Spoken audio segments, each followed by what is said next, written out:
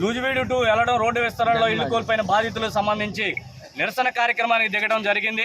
ఈ నిరసన కార్యక్రమానికి ఉదయం నుంచి మేము దిగుతున్న క్రమంలోనే రెవెన్యూ అధికారులు, పోలీసు అధికారులు ఆర్డీఓ గారు చర్చలకు రమ్మన్నారని సమాచారం పంపిస్తూ ఉన్నారు। కానీ బాధితులంతా వయసు రీత్యా పెద్దవాళ్ళు, ఎవరో ఆర్డీఓ గారి దగ్గరికి 10 సంవత్సరాల నుంచి తిరుగుతూనే ఉన్నారు। ఆర్డీఓ గారులు మారిపోతూ ఉన్నారు, కలెక్టర్ గారులు మారిపోతూ ఉన్నారు, మండల రెవెన్యూ అధికారులు మారిపోతూ ఉన్నారు। కానీ వీళ్ళ సమస్య అయితే ఈ రోజు వరకు పరిష్కారం జరగలేదు। వీళ్ళంతా వృద్ధులు, కాలం చెల్లే పరిస్థితి ఉన్నా కూడా వాళ్ళ కుటుంబాలకు న్యాయం చేయని పరిస్థితిలో రెవెన్యూ అధికారులు ఉన్నారు। ఈ రోజు వరకు వాళ్ళ దగ్గర సరైన రికార్డులు ప్రదర్శించిన పరిస్థితి ఉంది।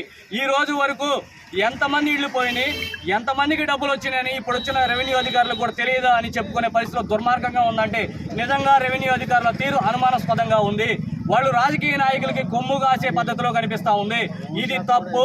తక్షణమే రెవెన్యూ అధికారులు సరైన రీతిలో స్పందించి డోర్ టు డోర్ రోడ్డు విస్తరణలో కోల్పోయిన వాళ్ళందరినీ కూడా మళ్ళీ రీసర్వే చేసి న్యాయబద్ధంగా ఇప్పుడున్న ధరలకు అనుగుణంగా వాళ్ళకి నష్టపరిహారం చెల్లించాలని సిపిఎం పార్టీగా మేము డిమాండ్ చేస్తా ఉన్నాం।